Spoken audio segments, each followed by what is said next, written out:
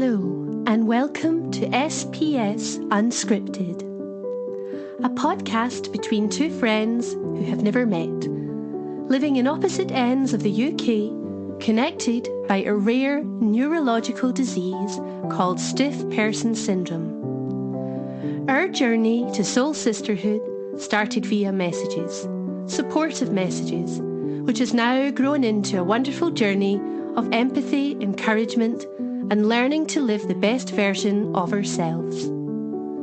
Join your hosts, L and M, for some cosy chit-chat. Pour yourself a drink, make yourself comfortable as we discuss all things life.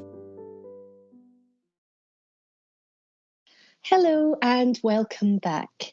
In today's podcast, we are discussing how it feels and how we adopt coping strategies when someone speaks the words, "You don't look sick," implying that what we're experiencing is fictitious. 4 words which have lasting psychological and emotional consequences. But before we touch upon this sensitive topic, I shall say hello to my lovely friend Lindsay and allow her to start, as always, with a beautiful inspirational quote. So good morning, Lindsay. How are you? Good morning. I'm well. All is well. Good. Shall we say through gritted teeth? Yeah, hanging on with a tightrope, but we're here. Oh no, all is well. All is well. It's just been a little bit of a challenging week for both concerned, I think, sweetheart, hasn't it? Health-wise. It has been. It has. But let's start this with a beautiful moment Lovely. of live in the present, do all things that need to be done, do all the good you can each day. The future will unfold, which is very apt because Em and I were talking this morning before we started recording of being present, being in the moment, living life for now, not worrying about, what's to come. Certainly not thinking about what was. Although we will need to touch on that, I think, to be able to move through this podcast, to be able to connect with, the beautiful souls that are listening. So it's been a podcast, Lindsay, that I think we've almost been trying to dodge. We've spoken about this, haven't we? Yes. But it's somewhere as we have grown, and certainly grown together, that we try to avoid almost the negative aspects or the darker elements of the beginning of our journeys and trying to remain within the light. We talk about our daisy chains and, our feet in the grass, and we laugh that off, but it is a state that we really do try to remain within because it serves us. Yes. Very much, as you say. I think just to be row your boat gently down the stream. That's because we're talking about holidays. We were, yes. Speaking of feet in the grass, what was I saying to you about this tiny little shepherd's hut, but surrounded by mountains and wildlife, and to be able to wake up in the morning and pop your feet in the grass, Absolutely. Let's reconnect, heart, soul, reconnect. Yeah. And I'm sure, as you say, that will serve you, Lindsay, and hopefully you'll feel much better, So take the leap, go do it, my friend. Take the leap, invest in your health. And I think where we've both been this week, I think sometimes we do need to be raw and open with regards to what it takes to record these podcasts, and in particular when it becomes a rather sensitive topic to ourselves. And I anticipate our listeners, our unscripters, as you and I were having we were in a bit of a kind of up and down state this week, and I think I was either, as I said to you, I'm either going to flip or I'm going to flop, and I flopped. And I asked you, I was like, can we go to the seashells? Come with me to the seashells, Lindsay. Let's walk in the white sand and into the blue waters. And you're like, oh yeah, I want to be there with you. I'm on my way. I'm like, don't pack a suitcase. We'll just make bikinis out of shells. Oh, what a sight that would be. Oh, behold a sight, two brazen beauties. But in all seriousness, this is a topic. It's a taboo topic, I think, within society. It's a topic where we very much live in a technological, social media world. Well, we can choose to or not. And I certainly dabble in and out, but I restrict myself now with regards to what I read and what I allow into my inner self. But when you reach a stage where you aren't feeling well, you have an active disease, or your mental health is very poor, or you have suddenly had this diagnosis landed upon you, and your world is in a tailspin. And perhaps at that stage, it's either showing on your face or it isn't. Now, why am I talking of social media? Because in social media, I used to think how ironic and almost hypocritical it was with people sharing, be kind, mental health awareness, hashtag mental health awareness. But actually, when it came to it, when it came down to the nitty gritty, within a more personable level, people aren't as understanding. And I don't want this to be a negative podcast. I think we do need to acknowledge the ugly truth of what... And then how to move through it. Yeah, I think we need to say, hang on with us, listeners, because Lindsay and I have walked this path. And indeed, perhaps you have too. There are perhaps listeners who have walked the path too and are saying, yes, there is a way through this. And I know, I know of a few people who have contacted me or indirectly spoken to me, but via social media, and said, thank you, thank you for saying it's okay to stop, to rest. Thank you, because within myself, in my own mind, I am giving myself a bit of a bashing of, you're lazy, you need to get up and sort this out. Or quite sadly, very, very sadly, people in their own family, whether it be a spouse or a child or people who you saw as your friends, like these wonderful people, they come in and they say, Lindsay, thank you, because it almost gives them permission to be able to accept this is where they are right now. They do need to rest. It's okay to rest. And just because they're not looking sick, it doesn't mean they're not feeling that inside, and they need to stop. They need to rest. And people, not all people. I think people, all beautiful souls. You know me, Absolutely. I see the wonder in everyone. But for other people, this is like more recently, have said it's okay now for me to rest. Thank you for saying that. Thank you. Just, for somebody else, it feels like they know what it's like to be in my shoes. And I know it is taken, there's this particular girlie, I have known her, well, not personally known her, but probably not far from the beginning of my SPS journey, that we've kind of like dipped and dived into each other's lives. And I know she can be so energized and out there, walking her dogs, doing all the things, and then she will crash. She will crash. I mean, she has a beautiful, supportive spouse. But on the flip side of that, there are also other people that don't have those supportive spouses, and they are actually being challenged by Yes. them and saying, well, there doesn't look like there's anything wrong with you. You did X, Y, and Z yesterday, so you can do that again today. Now, come on, shape up, Yes. sort it out.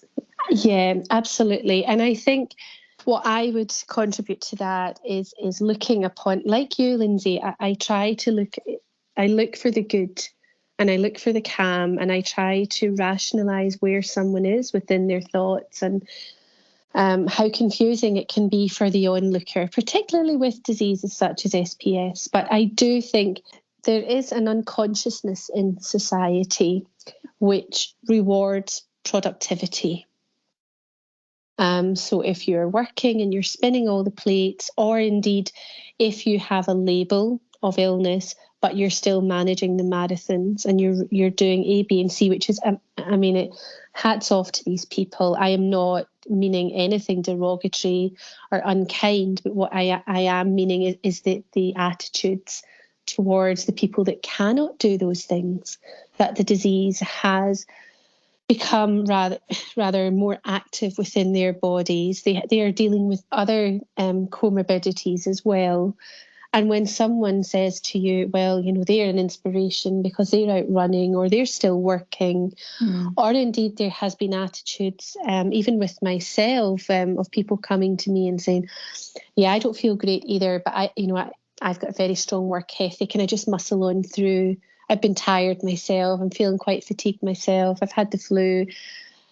And I think what comes from that is you either become hyper-verbal, so you're almost over-explaining yourself and almost trying to justify yourself to what really is a stone wall, because these people are not understanding or are unable of understanding, incapable of understanding where you are because they've not walked in your shoes, or you become internally distant. So you internalize and you suddenly start to withdraw into yourself. That's what I do, is the latter. I can't do confrontation or explanations. That's more so my hubby will. For instance, let's talk blue badge. Oh, yeah. I have not renewed my blue badge, despite the fact that there is an electric wheelchair in my vehicle, that oxygen is carried, that a portaloo is needed to be carried because of bladder spasms and things. And it's stuff like this that needs to be discussed and needs to be opened up about as well. All these different things that you can use to enable you to be able to continue a good, fulfilling quality of life. But anyway, I digress. So going back to the whole blue badge situ, what happens during the times when your legs are serving you and you have that body of support with you? So you're able to be helped out of that vehicle and you go for a little wander on your legs with the support of the person with you. The looks from people, they are like, blue badge, a wheelchair vehicle? What's wrong with you then? And it's not even necessarily words. It's those disconcerting looks. Yeah. And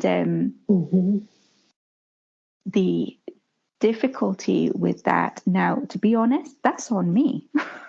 that is on me. And I have to own that and say, well, Lindsay, hard cheddar on you if you're not willing to apply for that blue badge to make life easier for yourself and take it on the chin by the look of the looks that people give out there. That's on you. But I'm sorry, it affects me. It hurts my heart. It makes me wobble, and that discomfort can then trigger the spasms. Isn't it weird how something so simple can trigger an SPS body? But indeed, to stop that situation from occurring, I no longer use a blue badge. Oh, bless you. That's distressing. as a Have you friend not? to Have I hear not that. spoken to you about that? No, you've not, because probably I would have given you a good talking to. Oh well, there we go then. Do you have a blue badge? I do. Do you I use do. your blue badge? I do, but to be honest with you, it hasn't been used very often because I haven't been able to get out as much. What I would say is I agree with you with regards to the blue badge. I do even see, like, perhaps, we drive up to somewhere, and by the time we've reached the destination and my husband parks in a disabled spot, and then suddenly I feel I can't get out of the car. I have nothing in me. The car journey's taken it out of me. I've been the worst backseat driver ever to my husband. Yes, that's me. It's the leaf. Mind the leaf. Mind the leaf. Like, what is going on? I am just so blessed that my hubby's like, it's fine, my love. It's fine. It's just a leaf. Yeah, I have turned into Hyacinth Bouquet. Yeah. I am like, watch that, Richard. Watch that. Don't watch that there. Watch the pedestrians. Don't do this. And my poor husband is like looking at me as if, like, for the love of, come on, you're giving me a heart attack here. And I'm like, oh my gosh, this is awful. So, but that is a reality. We laugh about it, but the reality is our body is constantly slamming on those invisible brakes in our seat, and we're rigid and we're holding on. And there's our poor, chauffeurs going at 30 miles per hour, been very sensitive to our needs, and we feel we're white knuckling it at Alton Towers. But to be honest with you, it's exhausting. So by the time I reach there, perhaps that's went on, I am feeling tired. And then from there is a loss of confidence as well, of my ability. Will I make it round there without drawing attention to myself? Which then takes me into a cycle, which, if you don't mind, I will discuss. And I know we will flip this over into how we have coped and how we have to somehow take responsibility for our responses. But in a gentle way, we say that, not with like, you've got to shape up, Missy, and take this, you come on, girl. No. It's actually the opposite, and it's more come to me, come and be gentle, and all will be well. But with regards to the blue badge, so then you realise I'm not going to manage out of the car today. And then you see people drawing up and giving you the look, and you're like, oh no, I just want to crawl up and just hide away. So then my heart's in my mouth and it's thudding, and I just start to feel sick. And then I have to start speaking to myself and say, these people are in and out of your life within seconds. But do you know what? Isn't it weird that we think that if words are not spoken, because some people do say, oh, excuse me, that's a disabled spot, mind. Do you think you should? But if no words are spoken and it's just a look, why do we interpret that as something negative? Because the reason I'm saying this is I often see, because, my hubby's not the one parking in the disabled spots anymore because I refuse to have a blue badge. And I notice people who park sometimes in disabled spots, and I have no judgment. I mean, not even a tiny minuscule of judgment. My heart goes out to them in respect of, my dear soul, I wonder what you're going through. God bless you. Have a beautiful day, in my mind and in my heart. So why do I think when people look, why do I think they're thinking something negative? Why is that? What's that about? So I think, I was going to allude to actually my use of my fold-up stick, Lindsay, and I will go on to that in a minute. But it goes back to the old saying, it's not what you say, it's how you say it. So it's not how you look, it's how or with the gaze that you cast, it's almost how you cast it. Yes, so when maybe. So when I use the disabled spaces, it's because of distance. So if the car park's empty and there are spaces that are close to the disabled parking, then I will not use that. And I'll just use the space, or my husband will say, well, just go there, we can go in there, and that's fine. But, if there isn't, and I'm really struggling, and 5-10 steps can mean me sitting down on a curb or sitting down on the next to the mannequins in a shop. And it's degrading, it's embarrassing. But, sorry, isn't it only degrading and embarrassing if we think it's degrading and embarrassing? Yeah, and we will go on it to not? that. Yeah, absolutely. We will go on to that. But this is the other thing, Lindsay, is perhaps when someone draws up to a disabled space next to me, I smile. I smile out my window to them. So therefore, I am allowing them to know, hello. The same way as I smile constantly. Even at work, they would say, gosh, here she comes with her smile in the street. The hospital's in red, and I'm like, hello. Yeah, and I have this nervous laughter, and everyone else is going about pulling their hair out, and I'm on my knees with this nervous laughter, and everyone's like, what the heck's going on with you? And I'm like, well, if you can't laugh, you cry. I'd rather laugh. But I smile, I give a gentle look, whereas let's be honest, let's be really honest, and I do always like to see the best in people, and I always like to give people the benefit of the doubt. But there are some judgmental looks. We have to call a spade, and it just puts your stomach into a twist.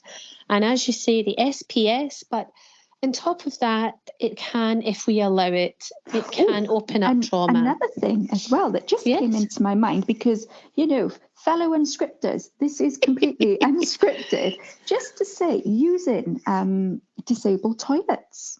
It's another thing. I've had that. When, that just saying, it's another situation of those looks when you either go in or you're coming out. Lindsay, I've had both. So let me talk about my fold-away stick. Okay. So my fold-away stick, my glam I have stick. one of those too. Yeah, so that's my But mine's all stick. black. Mine's not sparkly like yours. Oh, you need to get on board, girl. You need to get on board. So I have my glam stick. It took a long time for me to accept that stick in my life. The elbow crutches were crushing, but it's, Anyway, I have this fold-away stick because I know, typical of SPS, I'm walking and there I am and raindrops are falling on my head and I'm like, oh, look at all this pretty things. And then the next minute, someone's pulled the plug and it's like, mayday, mayday, mayday, going down. And it's like, okay. And out I come like Spider-Man with my stick, or Liza Minnelli, and stepping out. And there I am with my cane and I'm like, right. Now, the anxiety, the inner turbulence that used to cause of like, wait a minute, you didn't walk in with a stick. Where on earth did you get that stick? And you don't look as if you need that stick. And you can see I'm presuming that's what they're saying. Maybe they're not. But you can see that they almost judgmental look. And an example I think I shared with you recently was in church, where I was walking up to receive Holy Communion and suddenly I got stuck. And I just couldn't walk. There was no floor beneath me. And it was like, oh no. And all the trauma of all the words, because I had my makeup on, because I hadn't been well for a long time. I wanted to look my best going out. I wanted to look like me. I wanted to feel good. I wanted to feel feminine. I wanted to feel pretty. I wanted to look good for my children and my husband. I just wanted to be me. Nothing, grand or anything as such. But I got stuck. And suddenly I was holding on to the side of the pews and thankfully was able to grab onto my husband. And he had to escort me back to our pew. And in my mind, I started to cry. The tears were flowing. To the onlooker, I was thinking, oh gosh, they're thinking it's a pity party. And then I said to you, I'm not going back. I can't ever go back to that church. What do they think of me? What I came back from that, Lindsay, was you allowed all that to happen to yourself.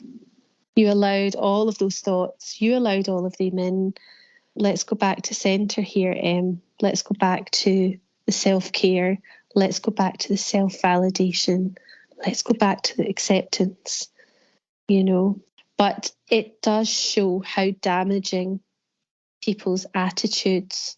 And yes, and I know we don't like to think of people like this, but how unkind people can be and how impactful it can have. And the impact can last not just for that moment, but it gains a momentum and it can last for years, which I think has been my journey, certainly. So then you and I come to our place of daisy chains on, feet in the grass, and thinking about, well, how do we work through this? How do we detach, as I say, detach with love? So sometimes we do have to detach with love from people that have those attitudes in our life. And, detaching with love, wishing these people well, acknowledging that perhaps they are not going to be in your life, they're not going to be accepting of you, they're actually going to be, or are going to have more of a detrimental impact upon your healing journey, your ability to maintain some physical strength, keep the symptoms at bay as best as we can. And that can be incredibly difficult too, because I've had friendships for many years that now I don't see these people, and it's hard. It is hard. So how do we move on from there without holding any antagonism or allowing any of that to almost accumulate and gain momentum and create an ugly cycle within ourselves? Because for me, that's not a state I like to be in. And I know from knowing you, we don't like to be in that state of being scratchy and feeling unsettled or harbouring any bad thoughts towards anyone. I think, just sat here and discussing this, it really is coming to the forefront of my mind of I'm my own problem. This has, for me personally, this has nothing to do with anything or anyone outside of myself, because I'm sat here and reflecting and thinking of back to my IVIC days. Those regular infusions. So every 11 days for 3 consecutive days, and I would have to go back and forth the hospital. And I would literally be dragging myself out of bed at 3 a.m. to make sure I had a full face of makeup on, that my hair was done. So I looked like Lindsay. No one else, nothing else, no one who's working through healing from a disease, nothing. It was, I wanted to be just me. I didn't want anybody to know. Now, obviously they know I'm in a hospital, I'm all rigged up, but I just know I was fighting and fighting against this disease like something crazy. Yeah. And just reflecting on that moment of, Lindsay, what were you putting yourself through, my lovely? Why would you do that? And I would be in tears, absolute tears, trying to get myself sorted because the pain was so bad. The fatigue is not fatigue. It's the wrong word. It's a fatigue that is like, this is not, you've worked hard all day, or you have been doing 18 hours, for the last month. This isn't that fatigue. This is all-encompassing, I can barely breathe fatigue. Yeah. But I think where I'm going with that is just trying to say, for me, yes, there has been comments in the past, in the earlier days, from people who don't particularly know me, who would see a photograph and, oh, look at her with, those hair extensions in and, sat on a beach. And had they not known that there was, oxygen right next to me, and I'd just been in a full, seizure spasm, whatever it is you want to call it, that my life my body was falling apart. It felt that way, that there was this internal fight, this internal struggle to just breathe and to hang on by my fingernails.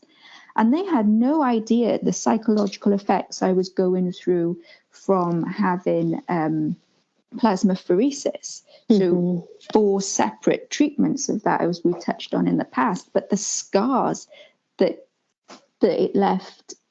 it left in my neck, and wanting to hide that.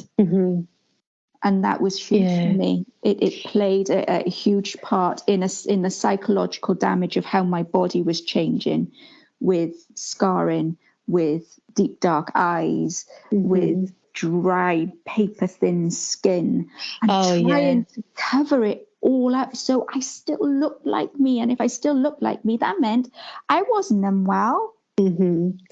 I can very much resonate with that, Lindsay, because goodness, I think I was in a very similar situation. I couldn't actually utter the word stiff person syndrome until a few years ago. I refused to acknowledge its existence. And like you, I think that the term invisible I was invisible when the disease was visible. So when people didn't see me was when I was really, the kicks and the punching and the pulling, as you would say, were really taking place. So nobody's seen me then, because I wasn't feeling well enough, and B, I didn't want anyone to see me like that. So then when I did come back out and like, ta-da, here I am, I had my makeup, I had my hair done. And like you, I was trying to maintain this persona of I am well, because I'd been unwell for so long that I was used to being in that pattern of not acknowledging where my body was. And I would fight through all of the fatigue and everything. And again, using the word fatigue loosely, that fatigue I could fight through. This one, as you say, I need to walk beside it or lie beside it most days. So I think, yes, I recognise myself when you were explaining where you were. Now I allow the mask. To be taken off some days. Other days, when it's a strange thing, Lindsay, because some days when I'm feeling absolutely hellish and I look hellish and I don't look like the young woman that I am. I've acknowledged that I look some days a lot older than what I am. And you have witnessed on camera me going from sometimes a pointy face, and by the end I'm blown up like a balloon, and I'm puffing and I'm swelling because my body's working hard. But sometimes on those days, those are the days where I'm actually popping the blusher on and I'm popping the mascara on. And to the outsider looking in, if there was somebody coming into my life, because I'm very much in the house most of the time, it could look strange, like, well, you're well enough to pop makeup on, But actually, it's almost as though that's one of my tools. So that when I look in the mirror, I'm almost saying to myself, you don't look sick, you're okay. If you can put makeup on, when you said today before we started recording, if I'm walking, if I'm able to move, then I know I'm all right. And I think sometimes for me, just walking by that drawer and just popping the blusher on so that when my children come home from school, I don't look as bad as what I'm feeling, Taking into account Celtic colouring doesn't help. Who needs Halloween when you've got Celtic colouring? You're like Halloween all year round.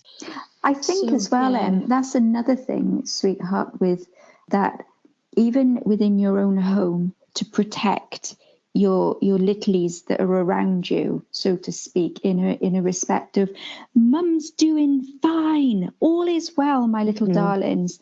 And I know, like with my eldest daughter, I mean, she's a grown woman now, and still it plays on my mind when she comes in from work and I'm in the bed. Oh, me too. Or, like this week, it's been a scary week for me. And I really had to, my little heart has just said, come on, Lindsay Lou, come to me, come rest. All is well. This too shall pass. But here I am with my fuzzy hair, my PJs that I have been in since last Friday. I hadn't had a wash until this morning. And that in my mind of my little girl, no, not my little girl, but she is my baby. Yeah, coming home from work, and that look of, Mum, are you okay? Are you okay? And I'm like, yes, my darling, of course I'm okay. But does that serve us? I don't know. I think knowing that we're giving that appearance over to our children so they don't worry as much because they can see the changes. They're not, not silly. No. But I notice she says less than what my hubby does. Now, he will come home from work or he will FaceTime and he will be, darling, you're not looking well. You need to rest. You need to rest. And that is when it's like a hammer to the heart of, oh, no, but I want to look well to you. I want to look all, and this is even with like a little bit of blusher on and mascara. And he's like, but I see in your eyes, they are the window to the soul. And I see that you're struggling right now.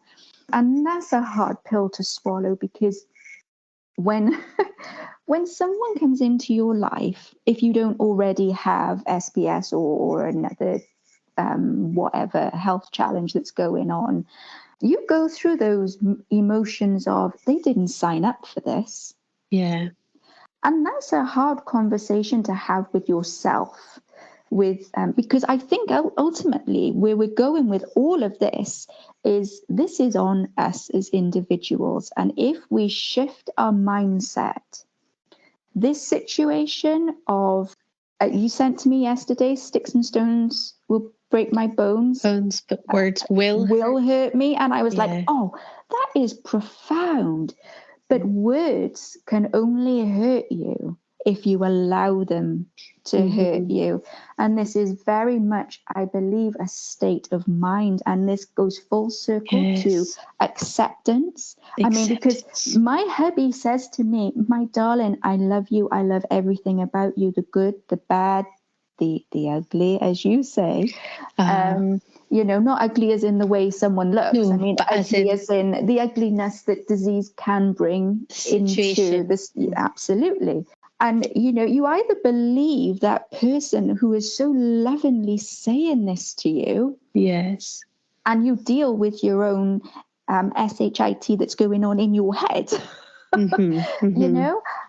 because you cannot keep questioning that person. This is all about you and how you see yourself. And you know what, I have been practicing. Louise Hay, she has been a marvelous inspiration, her books and her works. And it's been hard, but to get to the point of, with or without makeup on, of sitting in front of a full-length mirror and saying, I see you, I love you. You are light, you are love, you are joy. I love you, Lindsay. Lindsay, I love you. I love you, I love you. And smiling with that and accepting those days that my skin does look paper thin, or my eyes are dark, or, it's just, I'm just not looking great. Yeah, I hear you. I hear you. Silver threads among the gold. I've noticed quite a few of them coming in recently. And the alopecia, the bald spots. Oh, bless you. Oh, God bless you. But I'm just saying, when you can get to that point of knowing who you are from the inside, that healing happens, you are so empowered if you just realize that, if you just opened your eyes and turned them inwards and saw that the light is in there, and all of this acceptance. Yes, it's a journey, and there is some mucky stuff that you will have to work through, and it's uncomfortable at times, but it's within you. And that acceptance, once you get there, what other people think, it means diddly squat, because you're home within yourself, and you know that you're perfect just the way you are. And no matter how you look, whether you look all singing or dancing, and you are having a wondrous moment of being able to be up on your legs and dancing in the field with all the flowers and the wondrous, nature, or whether you're led in bed all week, that it has been that scary week this week of saying, but it's okay. I accept this right now. It's okay. Yeah, Lindsay, I think I've said to you this week, constantly this word acceptance has been flashing before my eyes. And I think the key to stepping away from like a perpetuous abusive cycle of somebody saying this and you allowing it to penetrate, and then it just continuously, like an old cassette recorder where the wheels are going and the tape continues on and on. Stepping us outside of that is acceptance. And we've spoken actually this week, we've spoken very deeply, you and I. Our friendship, I think we've stepped into a completely different realm in our friendship this week, with regards to really talking from the heart, and you encouraging me, come on, Em, let's start opening up that heart, because I do still go into almost a protect and shield mode because of I am still working through to a degree sometimes. I think, Lindsay, part of that is that my world's a little bigger than yours, and I'm engaging sometimes. Yes. So I'm having to face that slightly head on a wee bit more, if with all due respect to yourself. No, you're absolutely right. My world is tiny, and the people that are in it, they've been dealing with this for a long time. Yeah, they understand it, and so. Whereas I'm still having to put myself sometimes out there in a situation with strangers who don't know, and to the outside, I just look like an older version of my husband's wife. I'm a heavier in weight version of myself, which I struggle with.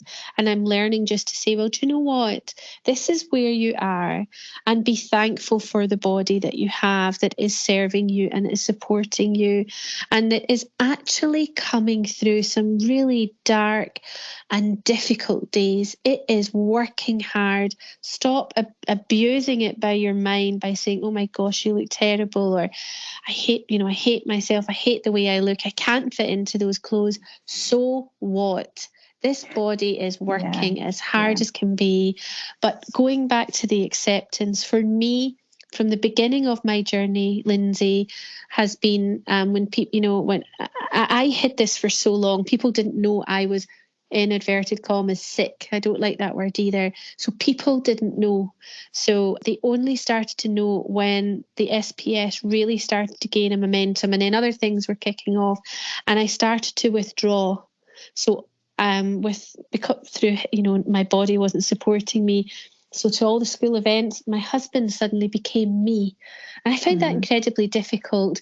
And then in my mind, I would think, gosh, they would think I'm a disengaged mum, or I'm not caring, or I'm not wanting to turn up. And then when I turned up, I did look completely different to the person they had seen 2-3 years ago. And then those comments would come, etc., as we've discussed. But to the trusted people within my community, within my old parish that I grew up in, that perhaps had been speaking to my parents, and my parents, being parents, would say, oh, she's not too well, or she's been in hospital. I would always say to them, don't pray for me to get better as such. Just pray that I embrace this cross, that I can carry this cross. I have accepted this is where God wants me to be. This is where I am meant to be. And therefore I need to be able to embrace it, because if I drag it, then I will be discontent, and I will be, in a place of unsettledness. And I've never ever questioned why me, because I always thought if it was in a room of loved ones and there was, somebody was saying, right, someone has to have SPS in this room, I always said that I would step forward and say, give it to me. Don't give it to any of them. Give it to me. I'll take it. And I just wanted to share a beautiful story with regards to, you're talking about Louisa Hay, but one of the stories that I think I speak to you often of is the stories of the saints. And I have a very, my heart for this little Saint Bernadette of Lourdes. Oh, my heart. This gentle, beautiful, humble little soul who was an illiterate wee soul, who then went on to write some beautiful writings. But she'd a very difficult life. She, with asthma. And actually, in our church, we've just celebrated the Feast of Lourdes. I'm sure anyone of all denominations will have heard of Lourdes, and it's beautiful. And if you're ever in France and you're close to the Pyrenees, there is no sign to say persona non gratis for any, if you're not Catholic, you can't get in here. It's a place of love and acceptance. And for anyone, just even to walk through the grotto and experience everyone in this state of prayer, love and happiness. My husband was agnostic, and he actually broke down into tears. He was like, I've never felt anything like this. Everyone was just in a state of peace. He said it was like heaven on earth. But anyway, I digress. This little saint experienced very much what this podcast is about. because she hid that she had TB in her lungs and that she had a really aggressive tumour on her right leg. And she's a tiny wee thing. Lindsay, she must be smaller than you. I don't even think she is 5 foot. She's a tiny, tiny wee thing, and tiny in spirit as well, small and gentle in spirit. So regardless of denomination, nobody could deny the beauty of this little soul. And when she had to move away from Lourdes, and her heart was aching because she was from a poor family. She worried about her parents, but her father actually gained employment, and she entered the convent, the Sisters of Nevers. And when she went up there, they had heard of this little saint and her receiving these apparitions. And everyone can think, that within a community, a religious community, everyone is of love and light. But some people can be very lost. They can have a dark night of the soul where they are carrying through their religious duties, but their emotions have almost shut down. And that's their cross to bear, and they should not be judged. But there was one particular nun who really had it in for my little Bernadette. And every time I watch the Song of Bernadette, I have to look at that nun and try and find great compassion. But anyway, Bernadette started to show signs of being very unwell and limping.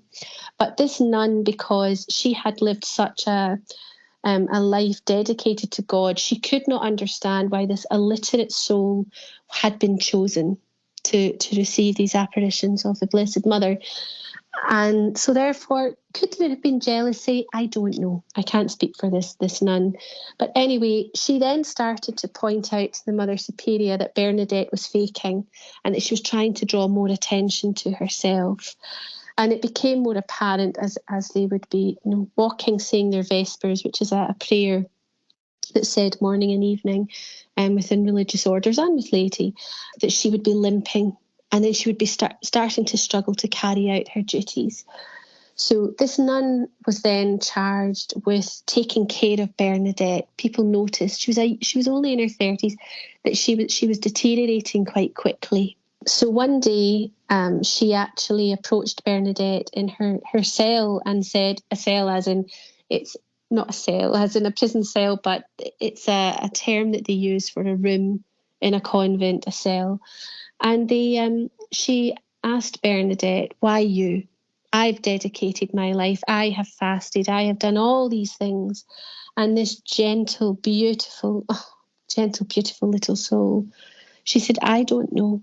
I don't understand either. I don't know why they chose me. And she said, but I can't understand. I have suffered greatly, this other nun was saying. And little Bernadette then said, perhaps this caused her great agony because she wanted to hide the suffering for God. She wanted nobody to find out about it and everything to be offered up for God. But she realised how tortured this woman was, this fellow sister. And she said, perhaps this will allow you to understand. And she lifted her robe and showed this open tumour that was eating away. It was open flesh. And that nun had a great moment of realisation, and she nursed and cared for that little soul until her death. So when I was going through my difficult moments of the words coming at me, the rolling of the eyes, the misunderstanding, where did I go with that? I could have chosen, Lindsay, a dark path of, and I think perhaps once or twice I did think, you don't understand me, see me roar. But that I recognised that wasn't me, and that was me in almost a desperate mode of, please believe me, I don't feel well. And therefore I realised, okay, let's go back to the basics. And reading stories such as Saint Bernadette, Saint Therese, reading the lives of the saints, which I've alluded to, has just been so inspirational. It gives you a moment of calm. Yeah. It takes you to the heart space. It makes you realise, okay, I just wanted to share that story with you. I think it's beautiful, absolutely beautiful. A little bit sad, but beautiful, What I did want to just pick up on is, firstly, with regards to weight, You experienced on one side of the spectrum, whereas I was on the other side, and I became extremely thin, definitely looking thin. Now that was made known to me, and I think anyone with SPS or any other health challenge again that's going on, if eating becomes extremely difficult, because with this came gastric issues galore, and then obviously medication played a part too. Spasms where I was burning off so much energy was contributing. And I went from, because obviously I just had my wee boy, my son, and what felt like in a blink of an eye, I kind of went from 10 stone plus, and through my SPS journey, I hit about 5.5 stone. And the comments of, well, just eat something. What's wrong with you? Just eat something. Do you not see how awful you look? And it's like, do you not think I don't see? Do you not think I want to be able to eat like I used to be able to eat? And that's been a massive part of my healing journey too, of, healing my gut and introducing foods again, and organic-based foods and all that kind of thing. So I just wanted to say to anybody listening who is having difficulty in their physical appearance because of low weight, and being challenged over that, just to say, I hear you, and you will get through it. There are ways and means through this. One other thing I also wanted to say before one forgets is, when you say about bearing a cross, and I very much, I am with you on that, and I am very much a mixed bag of the faith that I follow, because it comes from all the faiths, and it's like it's all mixed in this bag, it's shaken up, and there's Lindsay, But when you talk about, and this is having much respect for all faiths, all religions, speaking of this cross, and I very much felt that way within this journey. Until recently, I would say, so over these 3 years, how things have changed with me, because it was a case of, okay, God, source energy, consciousness, whoever you are that is, with me, guiding me, that light within me. I accept this is where I am now. I accept this pain. I accept this loss. I accept all of this. But that didn't mean that I had to stay there. Does that make sense? And the reason why I'm sharing this is that there is a photograph of this beautiful, beautiful, angelic young lady looking back at me, my second daughter. So she's my youngest. And it's funny, I was talking to her sister last night when she came and sat on the bed with me, and we were having a little bit of a chit chat. And I have this photo on my phone that my little girl sent me, and it spells hope. And underneath each letter, it says, it has the individual words of hold on, pain ends. And my little angel, she sent me this just before the stem cell transplant, and I clutched onto this for dear life. And I thought, what an insight to this young child, that she is able to look at this word hope, to look at this word and be able to open her mum's eyes to something so incredible that is in my grasp. Absolutely. So between that and their photographs, and going through this transplant, and how I have moved through that, particularly in, like I said, in the last 3 years of, okay, I accept where I am at the moment. This is, as you say, my cross that I'm carrying. And in other aspects of my life as well, this doesn't just mean SPS related. No, it could be in many other aspects of one's life. But that hope for change, it is so real, it is so powerful, and working towards that to allow the hope to actually become a reality. That, you know, we can do things with this disease that will serve us, that will lessen its intensity. Yeah, Lindsay, again, the word acceptance just, flashes forward. Because, embracing across, however you want to describe where you are in your journey, allows for hope. And the only way that we can continue each day is with hope and faith. Absolutely. Yes. To allow the sun to shine through. So I think that brings us to coping with, I know it sounds perhaps to someone who's maybe in the early stages and someone has just experienced the sting of the words, you don't look sick. Or perhaps even they've experienced it from a medical practitioner who is, you know the words that are out there, Lindsay, Munchausen's, functional. I've worked in a healthcare setting. I know these attitudes exist. So if there is someone that's sitting there really stung and really low and thinking, what on earth are these two harboring on about? Can I just reassure you, we have been there. Yes. We have sat where you have been. And the only reason we can talk and go off topic and come back in and not be stuck in that horrible, dark place of hurt and rejection and questioning yourself is because we have walked that path.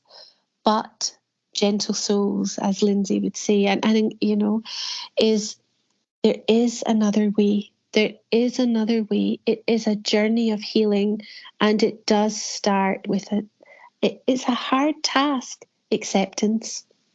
It's a hard task. It's one that this week I have really had to work at, because I have said to you, I'm A-OK when the symptoms are not there. And I'm like, diddly-dee, hi-ho, silver lining, there I go. I'm fine. And then all of a sudden, yesterday, today, it's like, oh no, okay, so this is real. This is here.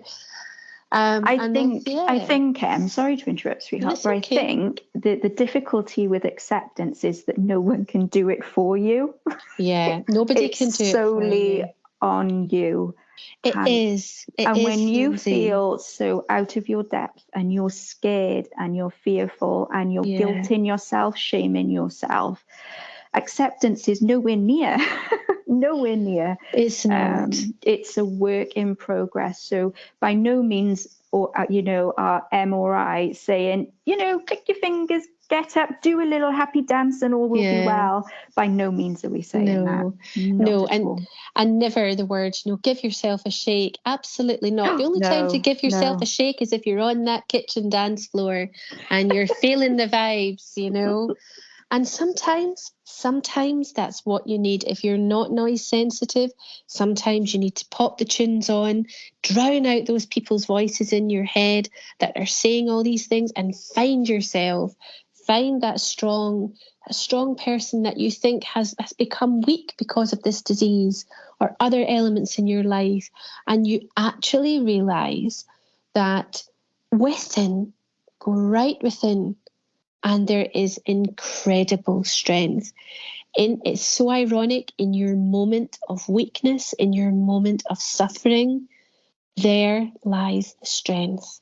There lies you. You saying that, I think that's what it took for me. And I think I've touched on this with you before, of where I hit rock bottom and below.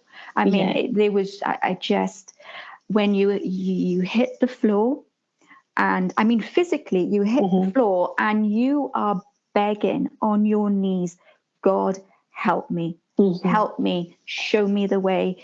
Please give me strength to do this. And I think when you're in that place where you can't ever imagine that you would be, because it doesn't happen to you, right? Yeah, absolutely. That doesn't happen to me. It happens to other people.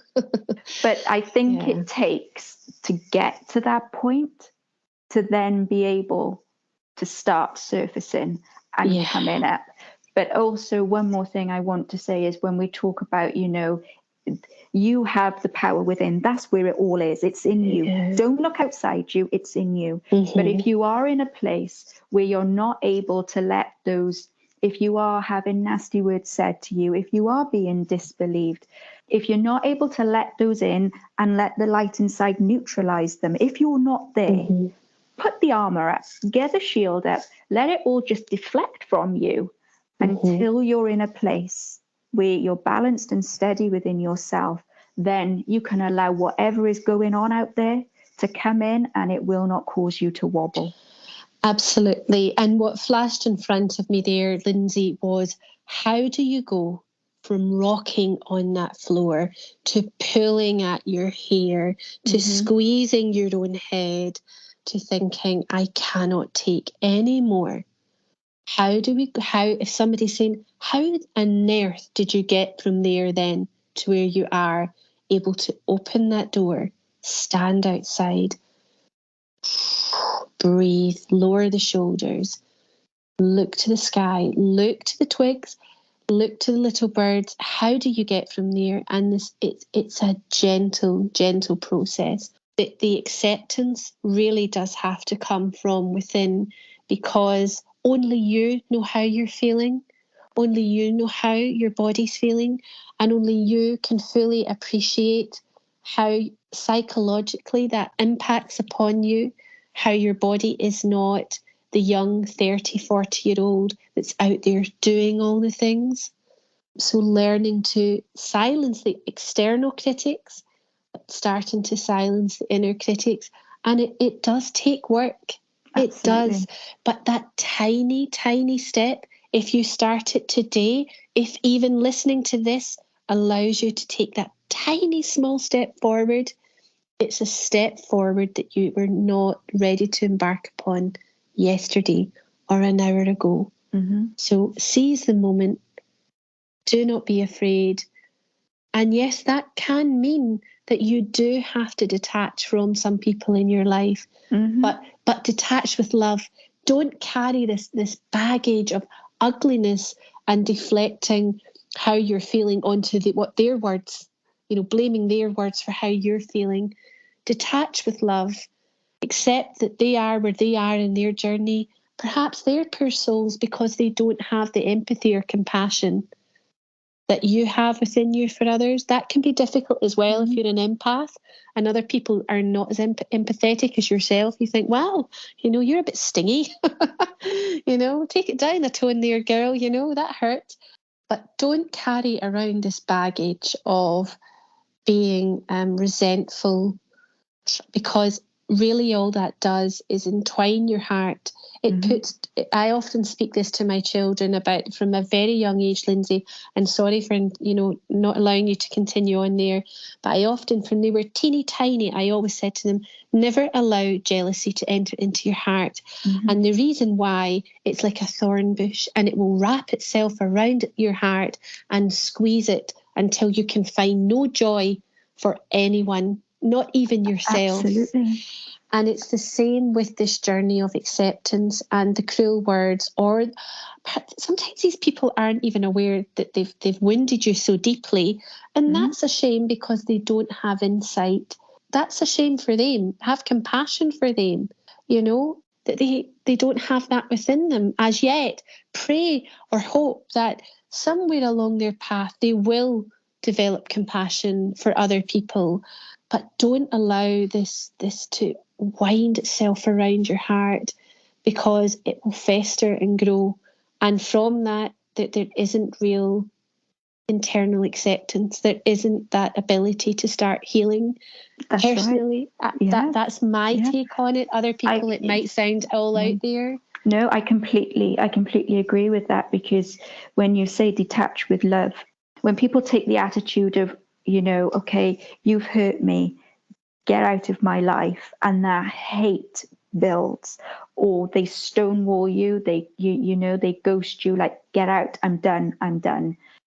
If you're the person doing that because this other person has not had understanding for you where you are with regards to SPS and your journey, if you don't detach with love, that anger that you feel towards them, because it's almost like you're screaming at them, understand me, see me, and this anger that you hold on to and this lack of forgiveness towards them, all black and yucky inside your heart. And as you say, it will strangle you. There are situations in my life where there has been so much hurt, and it would be so easy to be a very bitter, hateful person. But I have nothing but love and forgiveness, and it's okay. You know, they know not what they do. Exactly. And just being with that, the bit that I struggle, it's not forgiving other people. That's not what I struggle with. It's forgiving myself. If I have made poor decisions, choices, if my behavior has been poor, because it has been out of my control. And when you're scared and you're in a fearful state, you react in ways like it's totally unbeknown to you. I look back on parts of my experience with this journey, and I'm like, no way was that me. No way. And learning to forgive that part of me in my life, that is the hardest part for me. And I think what I wanted to say was, when you say, how do you get off that floor when you have cried yourself dry to where, it's like you go into vomit. Or you do, because you're in that much of an emotional state. There are two things that will bring that change into a human being. It was for me anyway, and that's inspiration or desperation. Yeah. And I was desperate. Now I make changes through inspiration. I keep moving forward because I'm inspired to move forward. The disease is still there. Situations in life, they're still there. The chaos is still going on in a not as it was in other aspects of my life. But what I'm trying to say is, ultimately, I'm still me, I'm still Lindsay, and SPS still encroaches upon my life. What makes me so different now to what I was then? If you are so scared and your world has become so terrifyingly out of your control, that place of, I don't want to die, but I cannot take this pain anymore. And I am not just talking physical pain, fear pain, life pain, family pain, loss pain, career pain, finance pain. Grief, Lindsay. Oh, gosh, that's the word, grief. Yeah, grief. And if ever, anyone listening, if ever you get to that point, reach out to anyone, someone on a support group, to me or someone, anyone. You don't have to go through that on your own. And I think I felt that's where I was. So that scream out to God was literally, I am terrified. Help me. I want to be mum. I want to be wife. I want to be Lindsay. I want all the things. Where is it all gone? I am so scared. And the physical symptoms are so strange, because the way I think, there's like a science base behind what I think. So if I can understand it, I can take it on and I can work through it. But I can't understand SPS. I just Either don't can I. get it. No, I don't get it. So, but learning sometimes that, okay, there are these strange symptoms, but don't be scared. Don't be scared, dear one. Don't be scared. And it is all a journey. So, to get to a point where you are growing as a person because you are inspired, and through inspiration and taking on new things through inspiration, expanding your boundaries through inspiration, but still having SPS in tow. And this is the difference between desperation is fighting against the ghost. Inspiration is walking alongside SPS. That's the differentiation for me. So.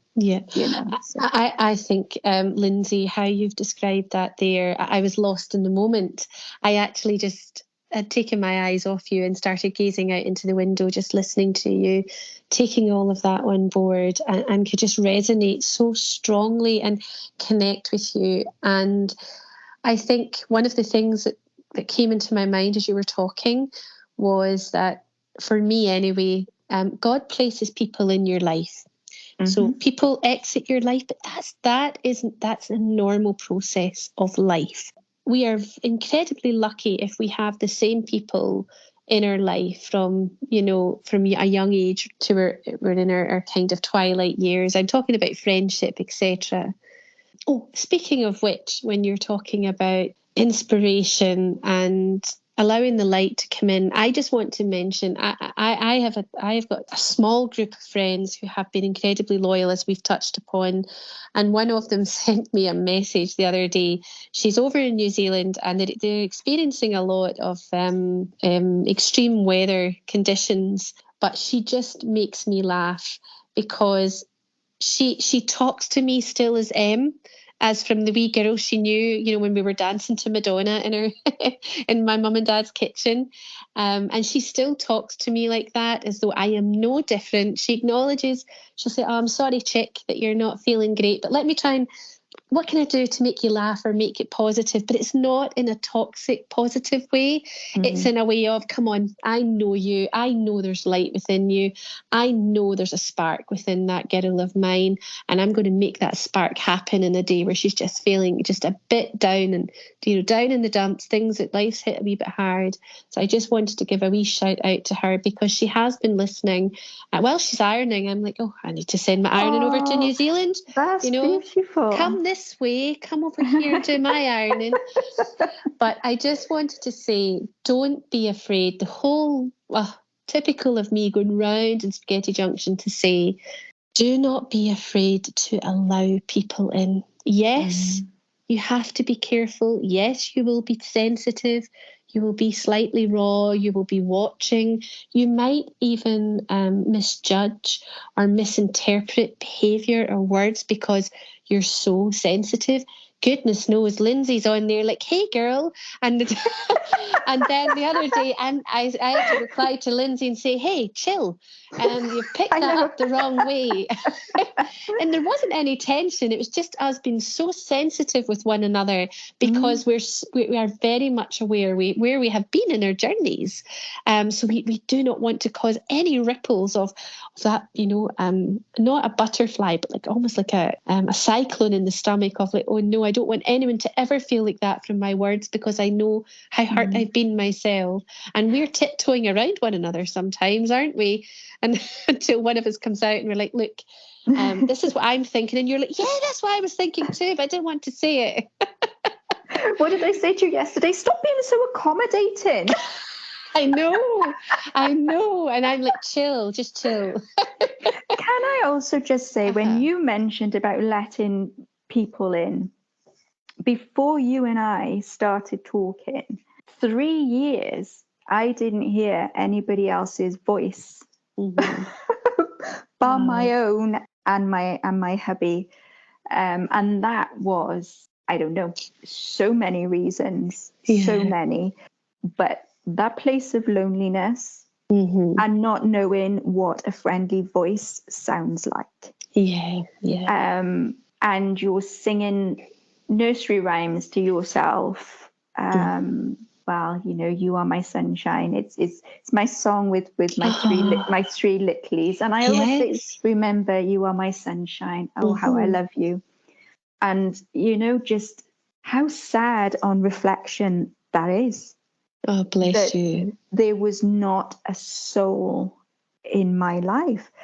And I think I just wanted to just briefly share that because SPS can become the loneliest of journeys, whether it's because you have detached from people or whether people have detached from you, whether it's been with nasty words, disbelief, whether it has just been because they just can't handle the situation anymore, all the things. So I think I just wanted to say, if you're alone now, again, that doesn't mean you will be alone forever. If you allow people in, your world can open up. And my world is still very small, very small. I mean, there is only you, Em, and 3 other ladies that are, that are in my circle, and only one that I see physically every now and again when I'm able. And thank you as well for Sunday, my lovely lady, sending hugs and kisses. She knows who she is. But just saying that if you're in that moment where I was, of there is no one or nothing left in my world, this is dark, this is scary, this is cold, I don't recognize my life or myself, it will not stay that way. It won't. Life is constantly changing, but only if you allow it. So when we responded to each other that day, it was oh my gosh, it was a blessing, for us both, for different reasons. And that building that friendship with you has now turned into reaching out, to someone else. And now that friendship is growing. And, I think I'm just saying, don't shut down the doors, the walls, the blinds, the blinkers. You're not on your own. No. You're not alone. So just wanted to share that. I think you're absolutely right. And just to kind of round up there, because again, you and I, we could talk for hours on this. We could talk for hours on anything, you and I, is don't be alone. Again, don't be alone with this. If you need to retreat and find yourself and find that moment of growth, those moments of growth, and perhaps it that does require you to retreat. Learning to be able to sit with yourself, learning to love yourself, but not with self-pride. This is a conversation you and I have spoken of, but learning to just be gentle and embracing yourself is, but allowing others in, allowing others to come into your life, to enrich your life, and allow the loving words to start to enter of, I hear you. I'm not just listening to you. I hear you. I love you. You are my friend, you are my sunshine, and that I believe you. I believe you. I hear that your day's been really hard. I'm not going to compare it to my day. All I'm going to say is, I'm here. Speak away. And that's often what Lindsay and I do. There are sometimes we cannot find the words, and all I can say is, Lindsay, I'm here, sweetheart. Just keep recording, keep talking, and I'm here. I don't know what to say to you to make it better, but I can be here for you. Allow people in, and allow yourself today, or to continue on this healing journey. Allow the inspiration to flow. Allow yourself to breathe in that fresh air, to let the sun shine through. And I would just say, this is not a commercial podcast, and it's certainly not about number crunching or looking at who's listening, etc. Although we are delighted to hear that we are reaching an audience, that we're helping people.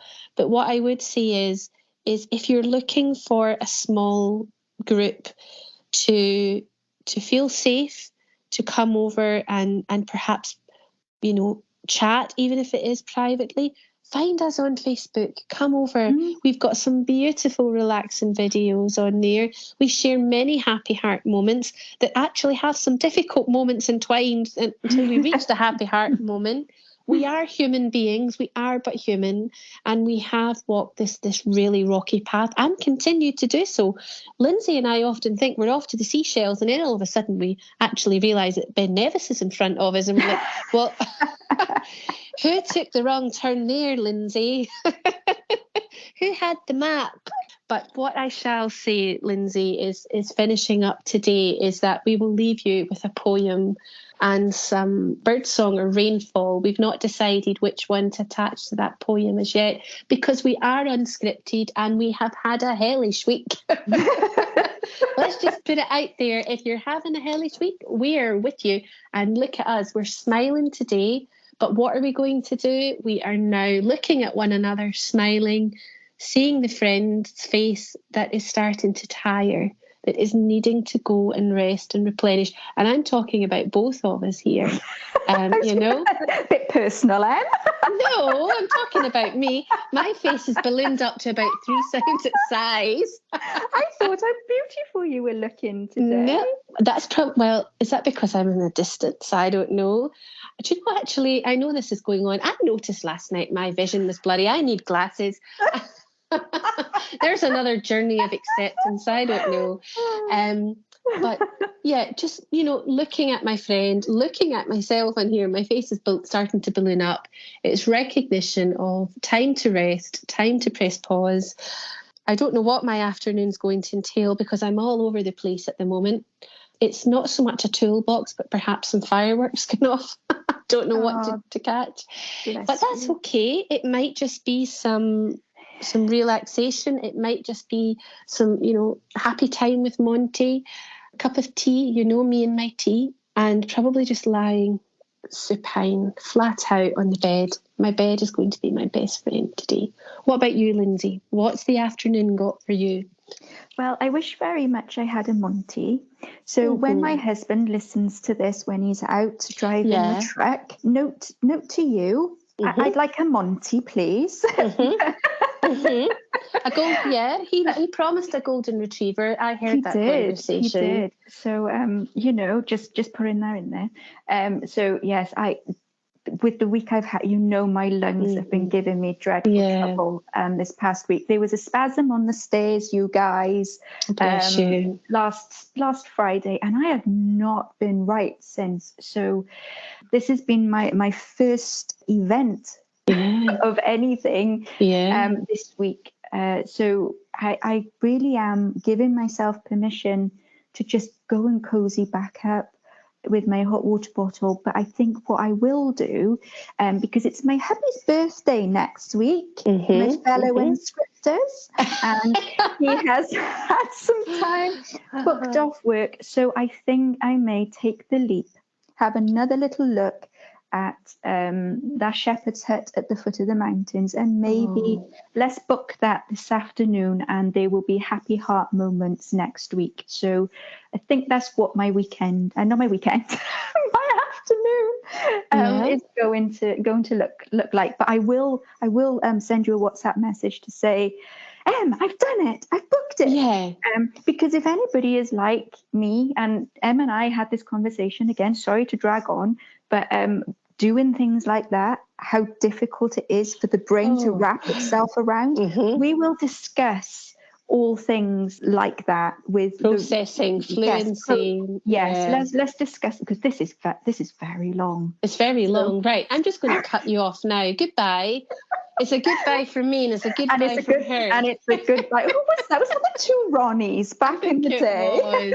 It is super long, and our editor will be like, what on earth are you two up to? I've warned the both of you. Right, I'm off. I love you, my friends. Oh, I love you muchly, and thank you so much to everyone.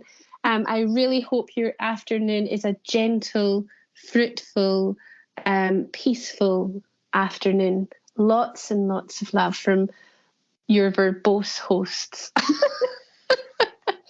Ta-ta for now. I Am Fine by Mary Higgins. I noted your shared mistrusting glance today, although you thought you were discreet. I knew with all that was within me, this would be the last time we would meet. As we offered our goodbyes and well wishes, I truly meant them from my heart. I accepted there with heartache, from your life I must depart. You see, I've travelled this road so frequently, one of mistrust and disbelief. I never would have believed how a word or a gaze could be personified as a thief. I was vulnerable for a spell, and your words and looks robbed me of myself and validation. Each moment of self-care was second-guessing, filled with angst and hesitation. I lost myself for some time, afraid to simply be me. I didn't think the label the doctor diagnosed was meant to redefine me. I thought on my good days it was okay to look pretty and be me. I didn't realise this would be met with, "You don't look sick to me." I have to walk away now, you see. I have found myself again.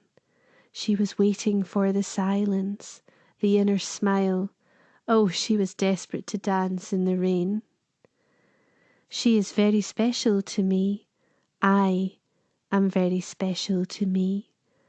I know and understand how different each day can be.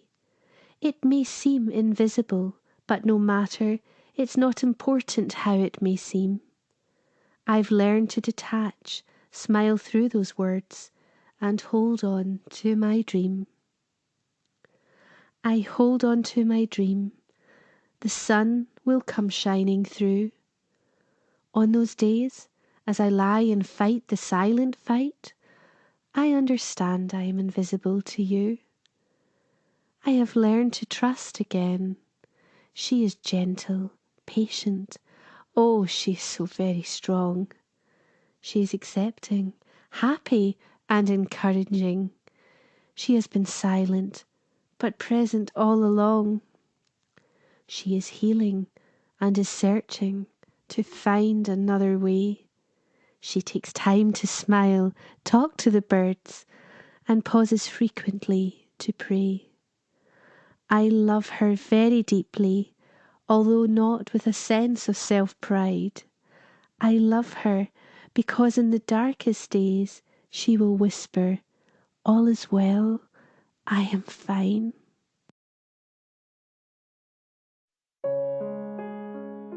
Thank you for listening to today's episode.